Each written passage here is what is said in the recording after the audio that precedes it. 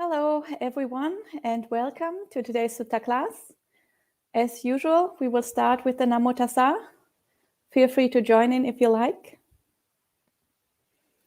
Namo Tassa Bhagavato Arahato Samma Sambuddhassa. Namo Tassa Bhagavato Arahato Samma Sambuddhassa. Namo Tassa Bhagavato Arahato Samma Sambuddhassa. Buddhang Dhammang Sanghang Namasami. So, welcome everyone, and today we continue talking about our topic of Buddhist conflict resolution strategies, where we specifically talk about the conflict at Kosambi, which was one of the major issues in the Buddha's time, the major issues with the sangha, the major conflicts that finally resulted in a schism of the sangha, where the sangha broke into two parts, split into two parts, because of a really tiny issue. So the whole thing just started over a disagreement how to clean a bathroom, and then everybody got so caught up in that conflict and so caught up in their defilements that everybody got involved, everybody started fighting, and people just forgot that they wanted to practice the Dhamma. People forgot that they wanted to make progress on the path. They forgot why they went forth in the first place. They were just there fighting, cultivating unwholesome karma, and nobody could really see what they were doing. And it went on for months and months. And this was one of the two major conflicts in the Buddha's time. And over the course of the last few weeks, we have read a few of the suttas and a few of the teachings that the Buddha gave to those monks, trying to get them to reconcile and to let go of their fighting and quarreling. And eventually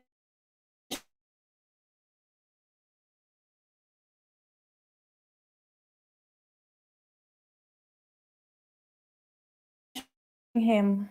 Sorry, it seems that there was some kind of interruption just now. Hopefully you can hear me again. Maybe type in the chat if you cannot hear me.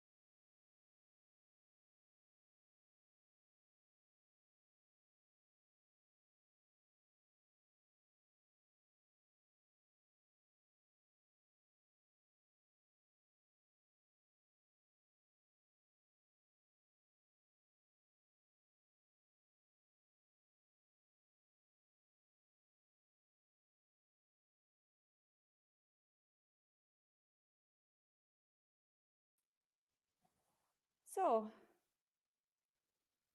hello there. I hope you can hear me now, and I hope the technical issues are all resolved. So please let me know if you can hear me. Should be fine now, hopefully. And as I was just saying, we were talking about the Kosambi conflict, and eventually the Buddha concluded that there was nothing he could do, and those monks weren't willing to listen to him. They asked him to leave. They asked him to leave them alone, and so he concluded that he should go to somewhere else, and that is where the Upakilesa Sutta, the sutta that we are reading today and that we have been reading for the last 2 weeks, takes place. So the Buddha decides that he should finally leave. So he gives one last brief teaching, and then he visits first one monk that is living alone, enjoying the seclusion. And of course, because he is not quarreling with others, he's making a lot of progress on the path. And then he visits a community of monks 3 monks that live together in perfect harmony. So 3 monks that are one group that is like the exact opposite, the complete contrast to the monks in Kosambi, who are all fighting, who are making a schism in the sangha out of a tiny disagreement about cleaning. And on the other hand, there's Anuruddha, Nandiya, and Kimbila, the 3 monks that live together in perfect harmony. And so last time we studied how they live together, the attitudes that they have towards each other mentally, how they practice metta towards each other, goodwill towards each other, and also how they organize their daily life so that everything can be arranged harmoniously without too many distractions, and also how they meet together and talk about Dharma and support each other in their practice. So this is where we left off last time, and this is where we can continue today. Because at this point now, the Buddha is interested, since they live together so harmoniously, and since they are practicing in accordance with the Dhamma, are they actually making progress, and are they getting the benefits that they should be getting from their Dhamma practice? So now we are talking, the Buddha keeps on talking about deeper stages of meditation, the so-called upakilesas, how to enter very deep samadhi. So this is a very beautiful teaching, also a very unique teaching that is quite special and not found in many other places in the canon, only in the Upakilesa Sutta. So I think it's a very interesting sutta, and today we will hopefully read through the last part of this where we talk about samadhi attainments and get some inspiration from these 3 monks. So I have put a link in the live chat. The link I put there is to Bhante Sujato's translation. I will continue to read from Bhikkhu Buddhist translation as I have done last week. And both in Bhante Sujato's translation and in Bhikkhu Buddhist translation, we will continue reading at paragraph 15. The link in the live chat should take you right there. So we continue at the part where Anuruddha has just explained how they organize their daily life and how they live together so harmoniously. So at this point, now the Buddha says, "Good, good, Anuruddha. But while you abide thus, diligent, ardent, and resolute, have you attained any superhuman states, a distinction in knowledge and vision worthy of the noble ones, a comfortable abiding?" And Anuruddha says, "Venerable Sir, as we abide here, diligent, ardent, and resolute, we perceive both light and the vision of forms. Soon afterwards, the light and the vision of forms disappear, but we have not discovered the cause for that." So here, as I mentioned, the Buddha is now asking those 3 monks if, since they practice in accordance with the Dhamma, do they actually make progress? Do they attain those deeper stages on the path? So superhuman states, a distinction in knowledge and vision worthy of the noble ones, or a comfortable abiding. So these usually refer to the jhanas, or they can refer to the 4 kinds of noble attainments from stream entry upwards to arahantship, or they can refer to other deep samadhi attainments or to psychic powers and so on, but they always refer to things that are related to samadhi or to one of the 4 noble attainments. So a comfortable abiding usually refers to jhana. A distinction in knowledge and vision worthy of the noble ones usually refers to one of the 4 stages of enlightenment. And a superhuman state can mean any of these things or some of the other samadhi attainments. And Anuruddha says, he says that we perceive some light and we also see some forms. So he doesn't really claim any of those superhuman attainments, but they are still at a preliminary level. So they have some kind of samadhi. They see some samadhi nimittas.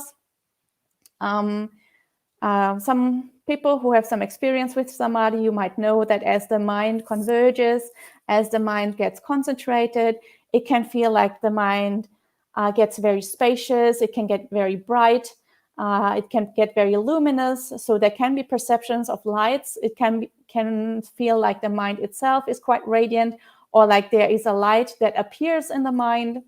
And also for some people, they can actually see what here is called a vision of forms, or a samadhi nimitta. So that can either be a round disc of some kind of colorful light, or if you do some other practices, such as death contemplations, or if you do corpse contemplations or asubha meditations, that form could also be some kind of asubha object.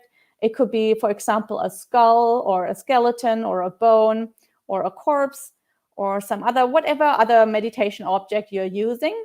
That could be the form that samadhi nimitta that you see at this point. So that's something that is entirely mental. You don't see it with your physical eyes. It arises in the mind. And that is preliminary to jhana, but is already a very good state of concentration. So here, Anuruddha and his friends obviously haven't developed those really, really deep stages on the path yet. They don't seem to have jhana at this point, and they don't seem to be arahants or anything at this point. And of course, it's very interesting because some of you might know that there's another sutta in the canon. I've mentioned that last time already, which is called the Chula Gosinga Sutta, Majjhima Nikaya, number 31. And in that other sutta is very similar to this one here. Again, it talks about Anuruddha and his two friends, and they still live together in exactly the same way, still live together very harmoniously. And that time the Buddha comes and asks them the same questions. And at this point, when he asks about the superhuman states, they confirm that they have attained all the jhanas and all the immaterial attainments, and that they have become full arahants finally.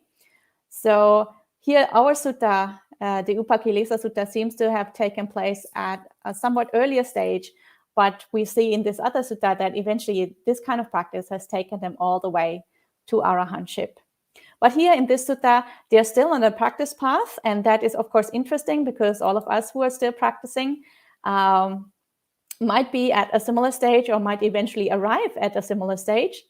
So the instructions and the helpful tips that the Buddha gives here at this point might be quite helpful for us at some point, since most of us are probably also not arahants yet and might struggle with the development of samadhi.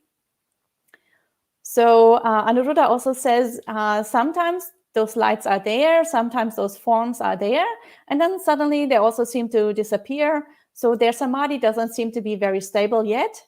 The samadhi nimittas come and go. And Anuruddha also says we have not discovered the cause for that.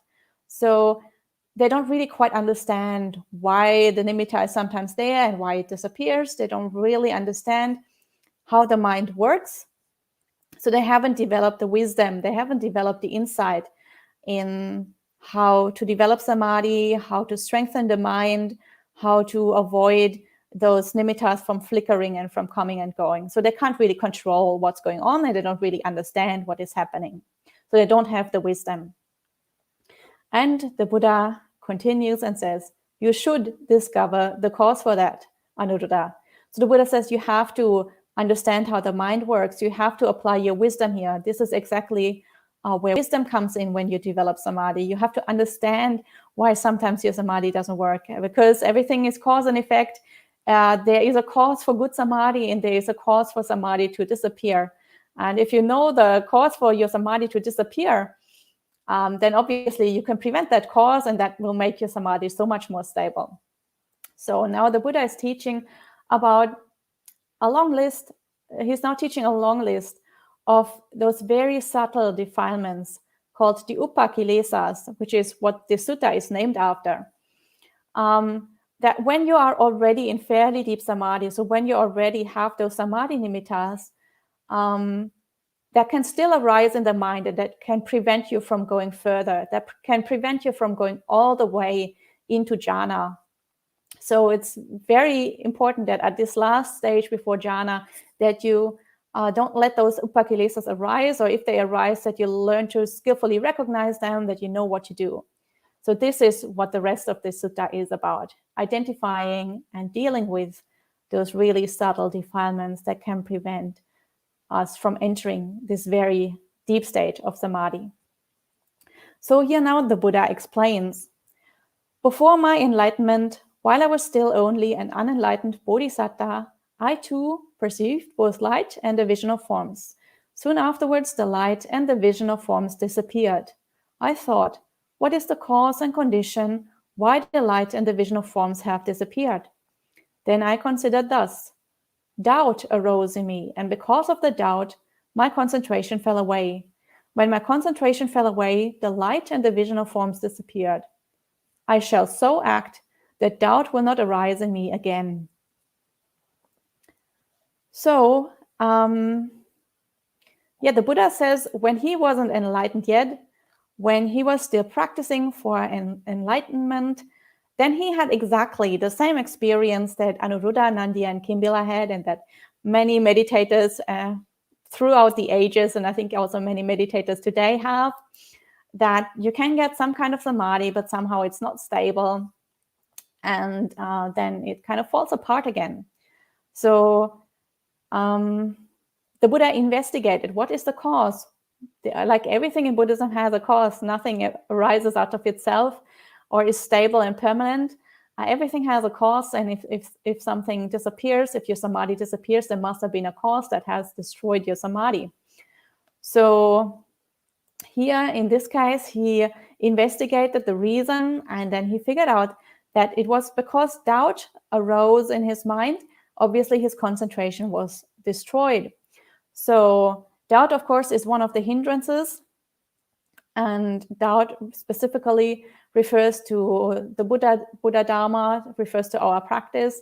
When we have questions whether we practice correctly, when we have doubts in the Buddha as a teacher, when we have doubts whether or not the path actually works, or we think in general the path works, but for me personally, I'm not good enough, I can't make it, other people can make it, but for me personally, it's too difficult.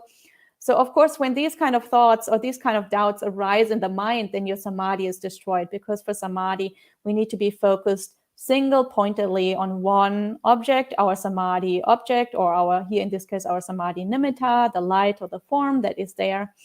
Of course, and if you start thinking about all these doubts, and if you start questioning yourself or questioning the Buddha or questioning the Dhamma, then of course that will immediately destroy your focus and destroy your concentration. And of course, then the Buddha concludes, the doubt is the reason that samadhi has disappeared. So in the future, I need to ensure that doubt will not arise again. So this is where mindfulness comes in. This is where right effort comes in. When even a little tiny twinge of doubt arises in the mind, immediately your mindfulness has to be present. Immediately your mindfulness has to let go of that. Those kind of thoughts, even though those thoughts can be very appealing, they can seem much more interesting than your samadhi object.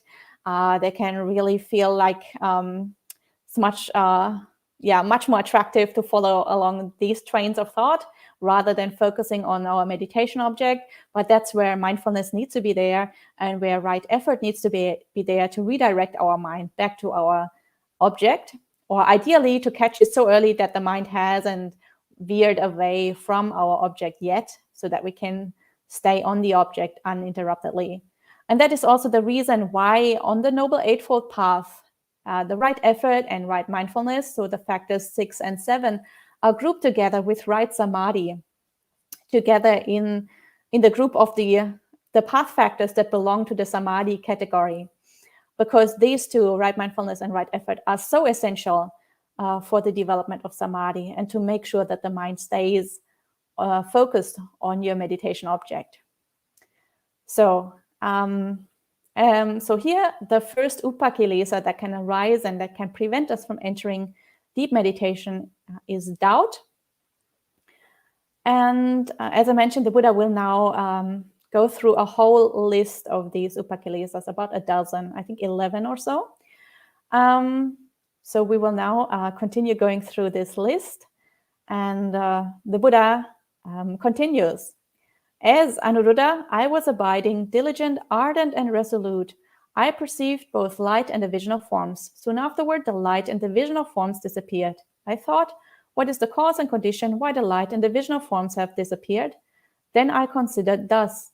Inattention arose in me, and because of inattention, my concentration fell away. When my concentration fell away, the light and the vision of forms disappeared.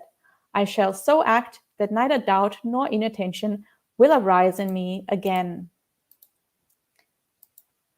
So here now, the second upakilesa is inattention. And I think inattention is immediately clear how this can destroy your samadhi. Of course, for samadhi, you need to be focused on one object. If you become inattentive, if your mind gets scattered, if it wanders away, obviously, immediately your samadhi will be destroyed and the samadhi nimitta will disappear, whether that is a light or a vision of forms.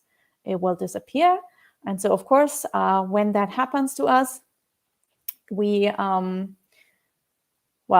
need to make a firm determination and make a firm effort to prevent that from happening in the future. As the Buddha says here, I shall so act that none of these upakilesas will arise in me again. So, and then the Buddha goes on to the third one. And the third one here is sloth and torpor. So Buddha says, I consider thus sloth and torpor arose in me, and because of sloth and torpor, my concentration fell away. So just as with doubt, sloth and torpor also are one of the 5 hindrances. And of course, we know if sloth and torpor arise, if we are tired, if we are sleepy, then of course the mind isn't really willing to properly focus on the meditation object. And in that case, it is very difficult to maintain samadhi. The samadhi will be destroyed. And I think one thing also to be clear here is at this point, samadhi is already very strong. Like you already have lights, you already have visions of forms, you already have your samadhi nimitta. So generally, the 5 hindrances should already have been suppressed beforehand to a very, very high degree for somebody to even be able to enter so deep into meditation, to actually perceive a samadhi nimitta. So at this point, we're not talking about the regular sloth and torpor that is very extreme, where we feel like really, really sleepy or really tired, but it's really more of a very subtle kind of sluggishness in the mind, maybe. That can still arise at this point because we haven't really properly entered jhana yet. So once we enter jhana, the 5 hindrances are absolutely and completely gone for the duration of the jhana. But at this point, we are still before jhana. So these like small traces of the hindrances can still arise. So it's possible to still feel a little bit sleepy. And of course, when that happens, then the samadhi nimitta would disappear. And then the next one that the Buddha talks about is fear. The Buddha says, I consider thus fear arose in me, and because of fear, my concentration fell away. When my concentration fell away, the light and the vision of forms disappeared. And now here, for this fear, he gives a simile, and he says, suppose a man set out on a journey, and murderers leaped out on both sides of him. Then fear would arise in him because of that. And so too, fear arose in me, and the light and the vision of forms disappeared. So fear is an interesting one because fear is something that many, many meditators experience in these deep stages of meditation, and that many teachers that teach about jhanas very often teach about. Like this fear is so common when people perceive samadhi nimittas. And that's like for people who haven't really experienced it, it's difficult to understand how you could be fearful when you're so deep in a concentrated state and you only see lights and you only see those, those nimittas, nothing threatening should be happening. So why are people fearful? But as I mentioned, so many teachers talk about this constantly and so many people actually experience this. And I think this is also why the Buddha, he gives a simile, whereas for some of the other states, he didn't give a simile because this is one of the most common causes why people fall away from concentration, I think. And that's because when you sit there and you meditate and you focus on your object and suddenly very bright light appears in your mind, or suddenly this really clear and sharp samadhi nimitta appears right there in your mental eye, basically, and you're not prepared for that, and you have never in your life experienced something that is even remotely similar to that experience there, and you've never perceived anything that is so clear and so bright, that can be very startling, and because you're not prepared for that, you have never experienced that before. People can, like, the first reaction that some people, actually many people have, is that they're startled, they're kind of fearful, and they sort of mentally pull back from that samadhi nimitta. And that, of course, that sort of mental movement away from the nimitta can really destroy concentration, obviously. So, and as the Buddha says here, it's like when you're out on a journey and suddenly all these murderers leap out at you. In the same way, the samadhi nimitta can leap out at you when you're not prepared, because it's the first time that you have a nimitta. And that would trigger fear in people, because it's just something that is so unusual and that people haven't experienced before. And so obviously, as people get more familiar with the nimitta, as these things keep on happening more often, people understand that there's nothing to fear. And then obviously people can start to enjoy the experience and start to become more familiar with the nimitta and sort of let go of that fear. But the first few times that happens, it's really not uncommon for people to react fearful, even though the nimitta can be quite beautiful, because it's just so strong, so bright, so unexpected that the nimitta arises. And then the next upakilesa that the Buddha talks about is elation. So the Buddha says, I considered thus elation arose in me, and because of elation, my concentration fell away. When my concentration fell away, the light and the vision of forms disappeared. And there is another simile here, and the Buddha says, suppose a man seeking one entrance to a hidden treasure came all at once upon 5 entrances to a hidden treasure. Then elation would arise in him because of that. So too, elation arose in me, and the light and the vision of forms disappeared. So elation obviously is another hindrance in meditation. I think that is also quite clear. Obviously, if a nimitta arises in the mind, many people tend to get quite excited about that. So some people are very fearful, other people get very excited, or some people are fearful at first, but if it happens several times, then they get very excited. And of course, if you get very excited when the nimitta is there, then your concentration will be destroyed. So if you don't maintain your equanimity, if you don't maintain your focus, then your concentration will obviously fall away. And again, this is something that is really, really common. And I think for that reason, the Buddha again gives a simile here to illustrate it more. Just as though somebody was seeking an entrance to hidden treasures, obviously it's like seeking an entrance into jhana, and all at once you find so many different possibilities for entering into jhana or for finding that hidden treasure. Obviously you'll be super excited, elation would arise in you, and that would destroy your concentration. So now the next one is inertia. And the Buddha says, I considered thus inertia arose in me, and because of inertia, my concentration fell away. And when my concentration fell away, the light and the vision of forms disappeared. So inertia is a little bit unusual, maybe, bit difficult to understand for some people, maybe. It also seems quite similar to sloth and torpor in some ways. So the first thing to bear in mind here is that of course, we're dealing with a translation here, so maybe we can't quite capture all the nuances of the Pali in English. The other thing is also that these upakilesas, as I mentioned, this is a very rare teaching. It's not really found in many other suttas in the canon. So we don't really have many explanations for all these subtle states. So all I can give you is my own interpretation, what I think this means. And maybe other teachers will give you slightly different interpretations. My personal opinion is there is a slight difference between inertia and sloth and torpor. Inertia is not necessarily related to being sleepy or to being tired or anything. It can just mean that the mind is somewhat sluggish and it's difficult to move around. It's not really that pliable. It's not really that workable.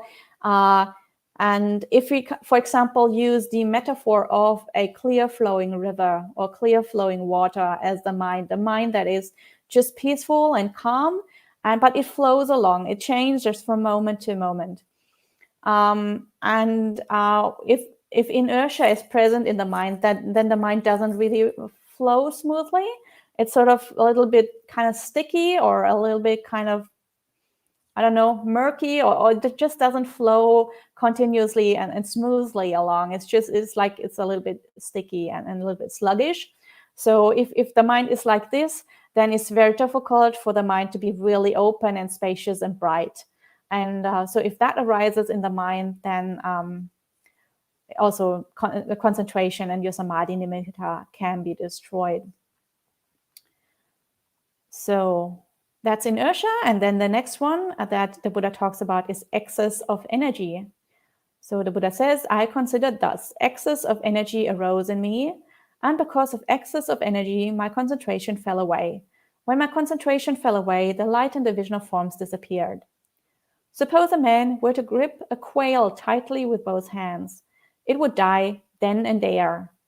And so too, an excess of energy arose in me, and the light and the vision of forms disappeared. So here again, we have a simile, and the simile here is of a man who holds a tiny bird, and that man holds the tiny bird too tightly, so the bird is squeezed to death and it dies right then and there. And so the same can happen in our samadhi. Some people just put so much effort into their practice that they kind of over-focus the mind. So of course, right effort is important in our practice, but as anything, we are on a middle path, and there can be such a thing as too much right effort, too much effort put into the meditation, where we grip onto our meditation object way too tightly. And especially if there is a samadhi nimitta that has arisen in the mind, and we kind of just sort of come at it from all sides and try to grip it and try to hold onto it and try to cling onto that, then of course that would also destroy that samadhi nimitta, because the mind gets too cramped up, it gets too tight, and it's no longer open and clear and spacious. So the samadhi gets destroyed.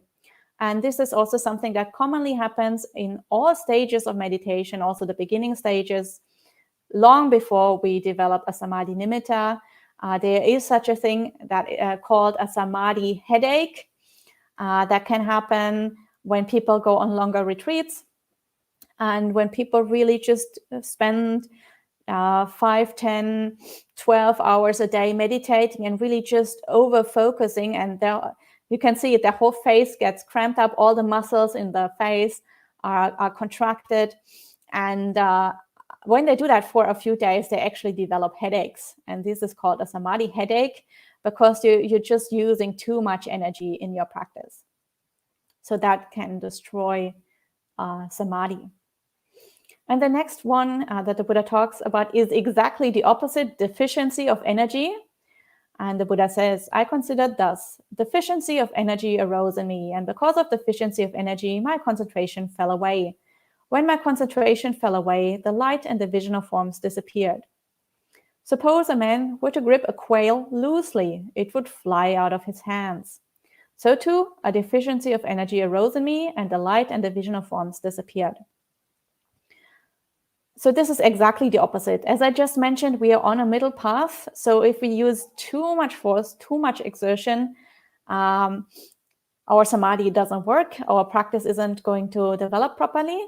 But if we have too little energy, if we are sort of too scatterbrained, if our mind is too unfocused, then also we can't properly develop in samadhi. So here the simile is of a quail, so a very small bird. If we hold it too loosely, then it'll just fly away.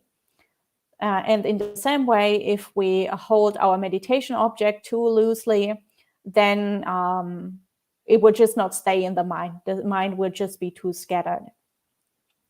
So these two are opposites, excess of energy and deficiency of energy. And the next one that we have here is longing. And the Buddha says, a longing arose in him, and because of that longing, the concentration fell away. And so longing, I think, is quite easy to understand. Longing is very similar to attachment or to greed, maybe. Longing for some kind of object means we don't really enjoy our meditation. We want to focus on another object, on a more pleasant object, probably some kind of material form, or maybe something that we enjoy. The mind just likes to wander away to some kind of other object, probably some kind of sense pleasure. And of course, when we have that and we long to be somewhere else, not there where we are at the moment, not to be with the meditation object that we have at the moment, not to be with the samadhi nimitta that has arisen, then obviously concentration will be destroyed. And then the next one that we have here is perception of diversity. So the Buddha says, perception of diversity arose in him, and because of perception of diversity, his concentration fell away. So perception of diversity, that can happen if your samadhi object isn't uniform enough. So sometimes people do contemplations that are very elaborate, that have a lot of different features and different details. And that can be very helpful for early stages of the path or early stages of samadhi development. Because that way, since the object is quite diverse, it's more easy to keep the mind focused on that object because the object is interesting, it has different features. And so the mind wouldn't wander away to sense pleasures or something. Because this kind of diverse object can keep the mind engaged. But as your samadhi deepens, obviously the mind becomes more unified, and so your samadhi object also needs to become more unified. And if you hold on to an object that is very diverse and has so many different features, then obviously the mind cannot properly unify. And so obviously, if the mind is already unified and you have one single samadhi object that has arisen, so your samadhi nimitta has arisen, but still, instead of focusing on your samadhi nimitta, you go back to your original, very diverse and very detailed object, then that would destroy concentration because your mind has already gone way beyond that object. Your mind is already way more simplified and more concentrated than that object. So perception of diversity can really destroy a single pointed mind. And then the last of these upakilesas here is called excessive meditation upon forms. And here the Buddha says, I considered thus, excessive meditation upon forms arose in me.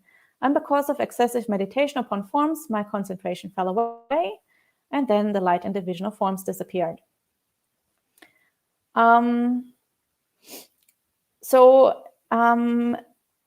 This one, I think personally, this means that we cling too much to the form of our object. So when we want to enter jhana, obviously we need to let go of all the forms that we perceive in our mind. We need to let go of all the meditation objects. So the meditation objects are helpful in the beginning as we try to develop concentration, as we try to detach the mind from the sense pleasures and from indulging in wandering around. But as we prepare to go closer and closer to jhana, and as we prepare to enter jhana, eventually we have to let go of that meditation object. So if we don't recognize the right time to let go of the object and we cling on to the meditation object, then we will be prevented from entering jhana. So I think this is what is going on here, excessive meditation upon forms, clinging on to our meditation object when it's time to go beyond and time to let it go. Then that can also destroy concentration, and that can can prevent people from going in deeper.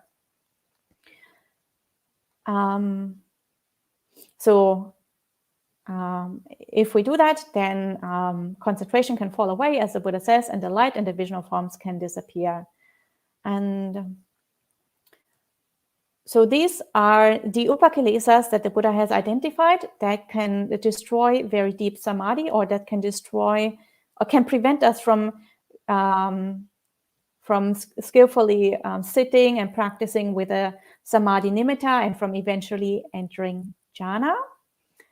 And so the Buddha here sums them all up, all 11 of them, and he says, when Anuruddha, I understood that doubt is an imperfection of the mind, I abandoned doubt, an imperfection of the mind. When I understood that inattention, sloth and torpor, fear, elation, inertia, excess of energy, deficiency of energy, longing, perception of diversity, excessive meditation upon forms, all these are an imperfection of the mind, I abandon them, all those imperfections of the mind. So the Buddha has now abandoned, gone beyond all of these upakilesas, beyond all of these very subtle defilements. So he is now entered a state of deep concentration. And he continues and says, as Anuruddha, I was abiding, diligent, ardent, and resolute. I perceived light, but did not see forms. I saw forms, but did not perceive light, even for a whole night, or a whole day, or a whole day and night. I thought, what is the cause and condition for this? Then I considered thus. On the occasion when I do not attend to the sign of forms, but attend to the sign of light, then I perceive light, but do not see forms. On the occasion when I do not attend to the sign of light, but attend to the sign of forms, then I see forms, but do not perceive light, even for a whole night, or a whole day, or a whole day and night. So now the Buddha has entered a pretty deep state of concentration, pretty deep state of samadhi. But he notices that sometimes he will see light, sometimes he will just see forms, and sometimes he will see both. And then he wonders, what is the cause for that? So again, he's trying to understand how the mind works. He's trying to develop wisdom. He's trying to develop insight, and finding out the causes, the conditions, so that he can put the right causes into place to make progress on the path. And of course, what he figures out here is that it depends on where he puts his attention. So at this point, there are already no more defilements in the mind. The mind is entirely bright and clear. So his mindfulness will be very sharp. His attention will be very sharp, and his mind will be very powerful. So wherever he directs it to, that is what he can focus on, and that is what he can make arise in the mind. So if he directs his mind to the perception of light, then he will perceive light. If he directs it to the perception of forms, then he will perceive forms. If he directs it to both, then he can see both. And as he says here, since there are no more defilements in the mind, this can last for a very long time. There's nothing that will destroy his samadhi. There's nothing that will make him fall away from his object. So he can do that even for a whole night, a whole day, or even a whole day and night. There's nothing that's going to destroy his samadhi, since the kilesas are gone. And so it all depends on where he directs his attention to once the mind is so clear and bright. And then the Buddha continues, as Anuruddha, I was abiding, diligent, ardent, and resolute. I perceived limited light and saw limited forms. I perceived immeasurable light and saw immeasurable forms, even for a whole night, or a whole day, or a whole day and night. I thought, what is the cause and condition for this? And then I considered thus. On the occasion when concentration is limited, my vision is limited, and with limited vision, I perceive limited light and limited forms. But on the occasion when concentration is immeasurable, my vision is immeasurable, and with immeasurable vision, I perceive immeasurable light and see immeasurable forms, even for a whole night, or a whole day, or a whole day and night.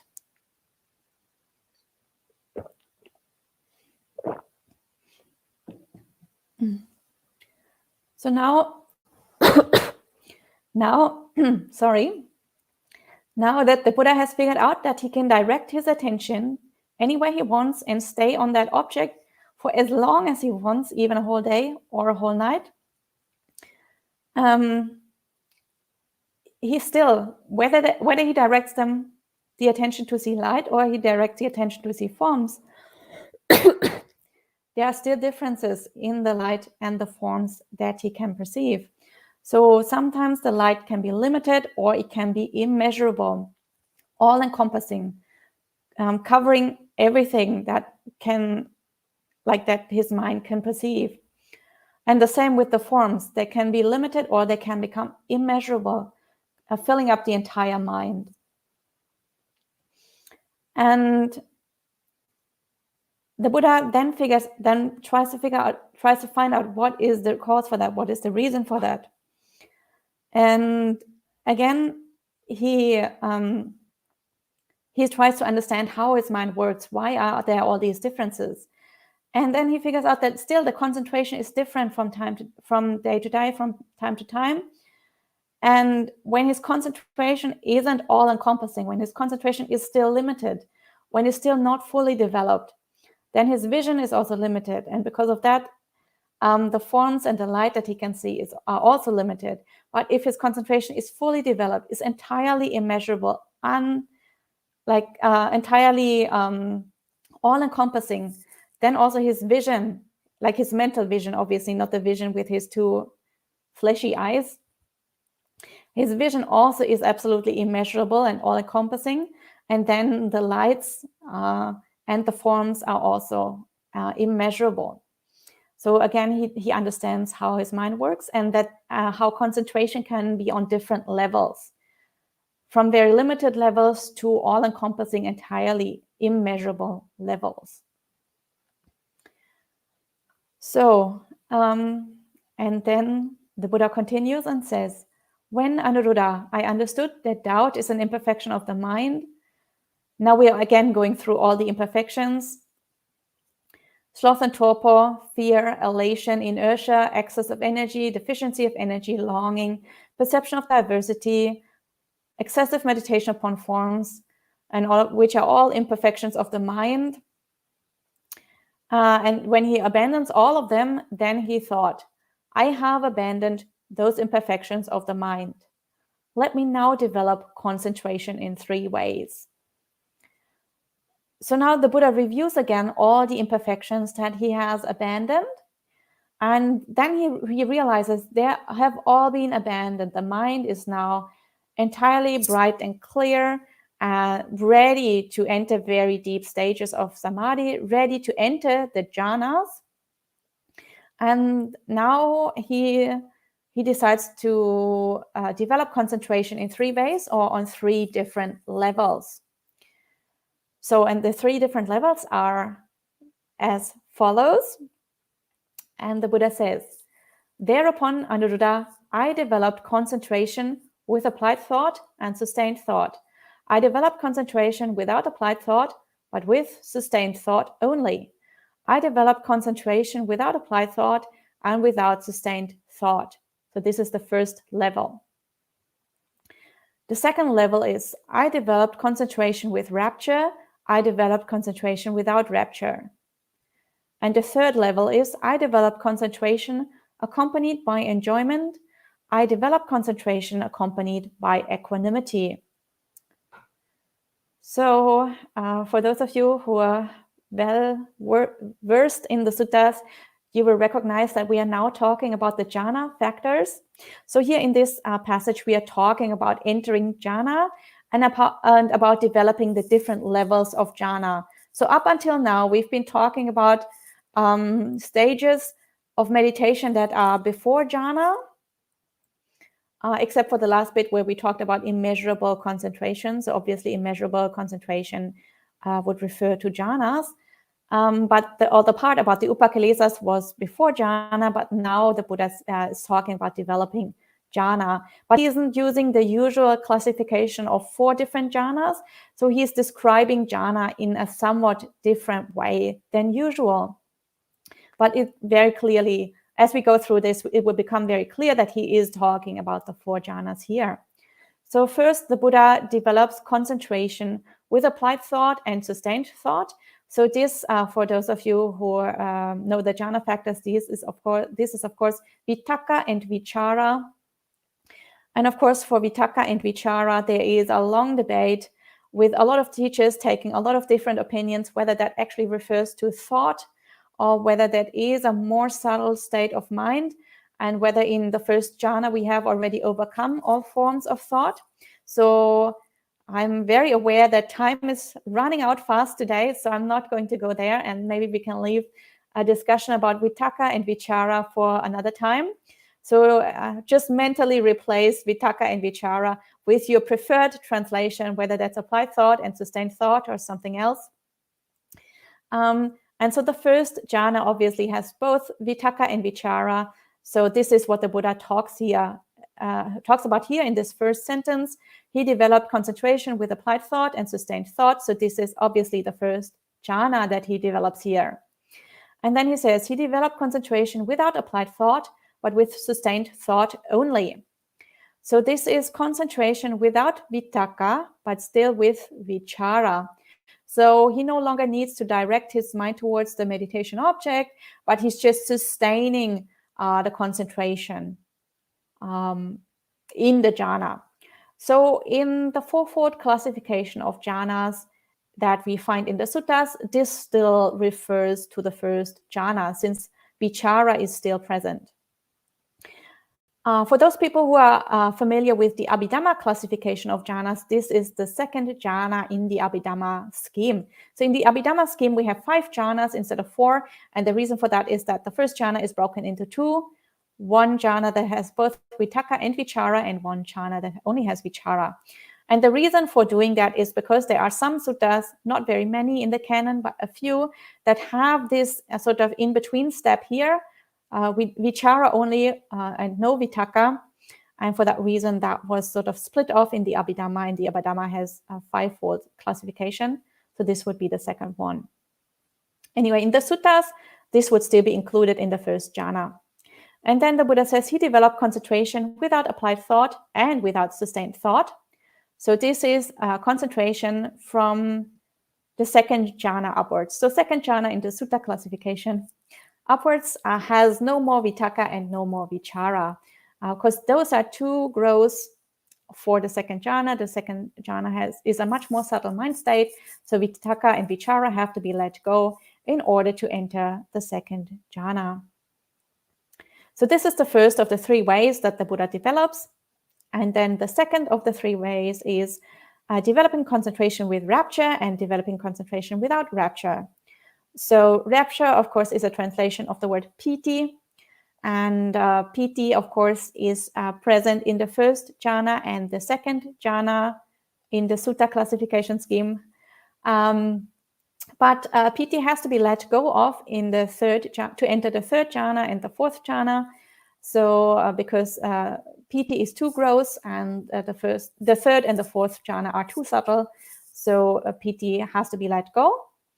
So when the Buddha says he developed concentration with rapture, that means he developed the first and the second jhana, and he developed concentration without rapture means he also developed the third and the fourth jhana.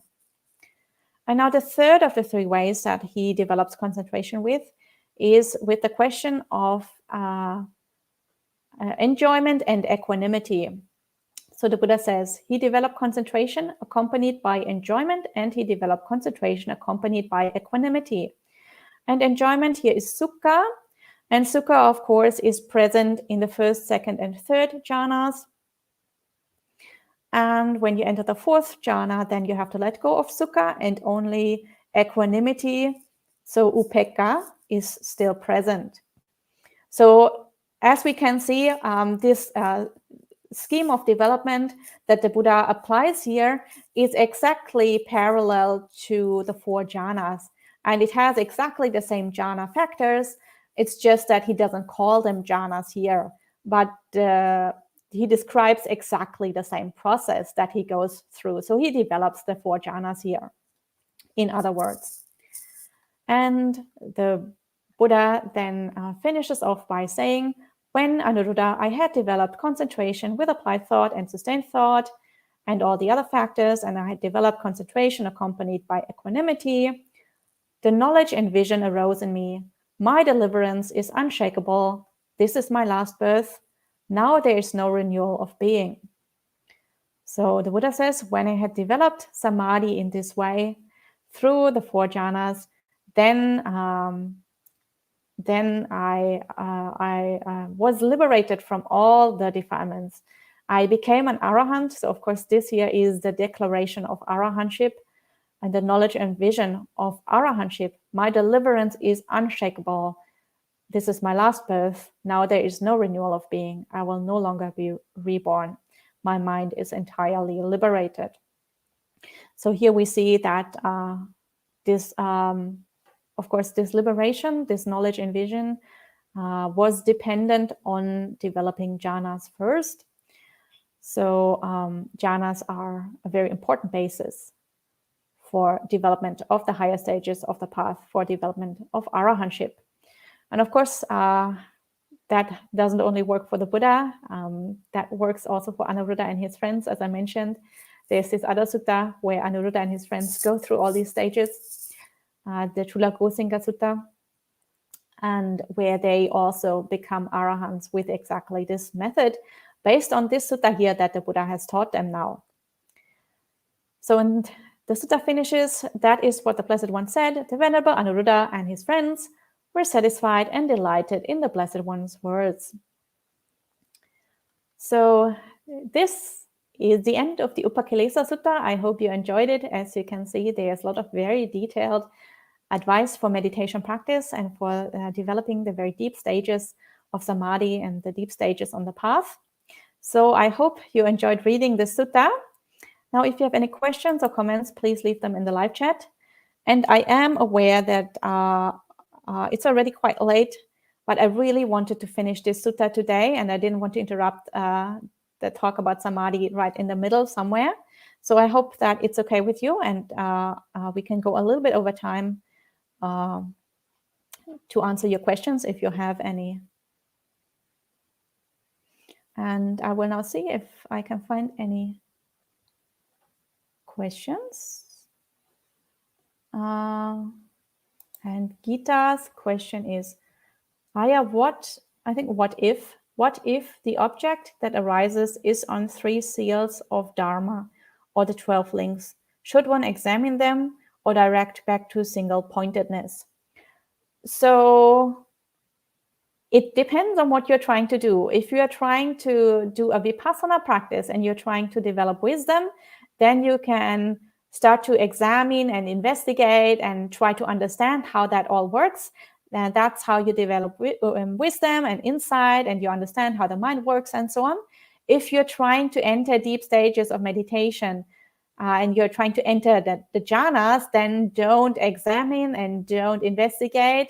Just single-mindedly or single-pointedly focus on your samadhi object. So it just depends on what you want to do. Both methods are valid meditation methods. One is more on the vipassana side, one is more on the samadhi side. But be clear what you want to do and don't get distracted. So if you want to actually do samadhi and you want to enter a jhana, but then in the middle you get distracted and you start to examine your object and you start to investigate, then obviously you're not really going to get into samadhi anytime soon. So it really just depends on what you're trying to do.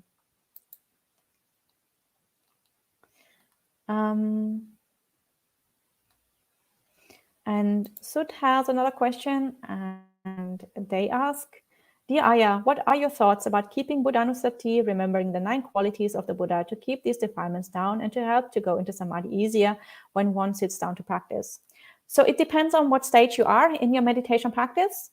If you are fairly, like, let's say you're in reasonably early stages of your meditation, so you don't have a samadhi nimitta yet, and you don't have those bright lights and so on, and you're still struggling sometimes with defilements or with a scattered mind or something, then Buddhanusati is, of course, very good. Buddhanusati means you recollect, as you say, you recollect the 9 qualities of the Buddha. But that is still a fairly diverse object. So you have 9 qualities that you need to remember, that you need to contemplate. So your object is fairly broad still. So that will help you to keep all the other defilements at bay. Because if you have such a broad object, then your mind can be busy with this wholesome object and it doesn't need to wander away. It has enough room to sort of wander between the 9 qualities, and so it doesn't need to wander into sense pleasures or into daydreaming or anything. However, if you already are in such a deep meditation state that you have a samadhi nimitta, that means your mind is already quite one-pointed and quite focused. Otherwise, that samadhi nimitta, that bright light in the mind, or that kind of form that you see in the mind, wouldn't have arisen yet. That only arises if your mind is already quite single-pointed and quite focused. So at that point, don't go back to Buddhanussati, because that is too diverse. If you sort of wobble in between or wander around between 9 qualities, that will destroy the single-pointed focus of your mind, and that will destroy your samadhi nimitta. So Buddhanussati obviously is very good for beginning stages. As you go deeper, your object needs to be a lot more simple and a lot more unified to develop deeper stages of meditation. So you could sort of focus just on one quality to go deeper, one quality that inspires you especially. Some people like to just recite Buddha's name. So just recite Buddha, Buddha, or Buddho, Buddho. That's also a lot simpler than remembering 9 qualities. So these are ways of doing Buddhanussati that are more unified and that can take you somewhat deeper than remembering all 9 qualities. So depending on which stage you are in your meditation, you should adapt your object to that particular stage.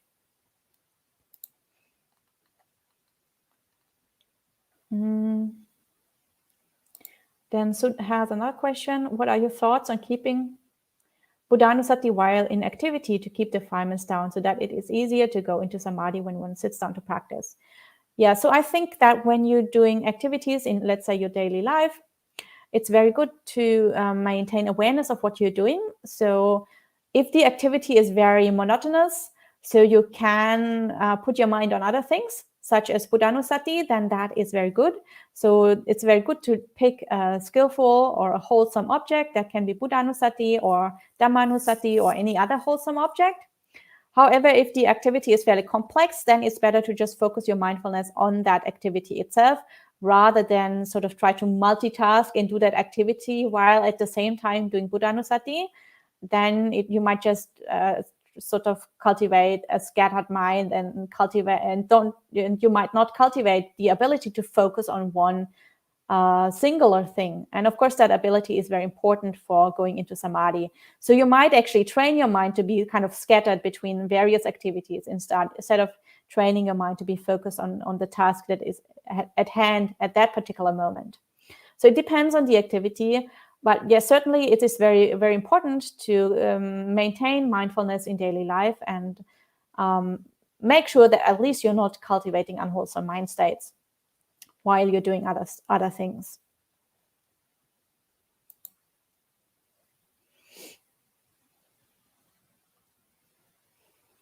And Buddha Ruchi says, this is an inspiring sutta study. I'm getting this as related to my life.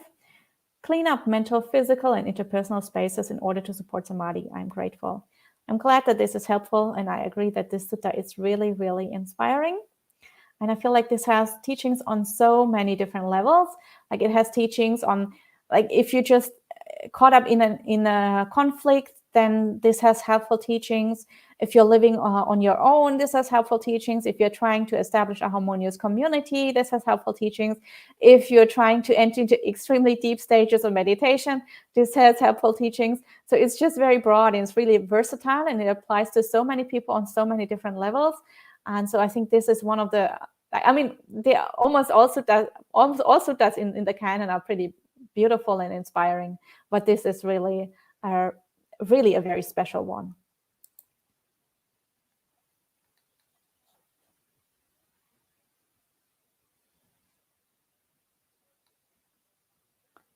So Bhavani has a question and she says that she or he or they say there will be sunyata between jhanas. What does it mean? So I don't know what this question refers to because I did not talk about sunyata at all. So maybe you can clarify that question, Bhavani, and I will try to answer.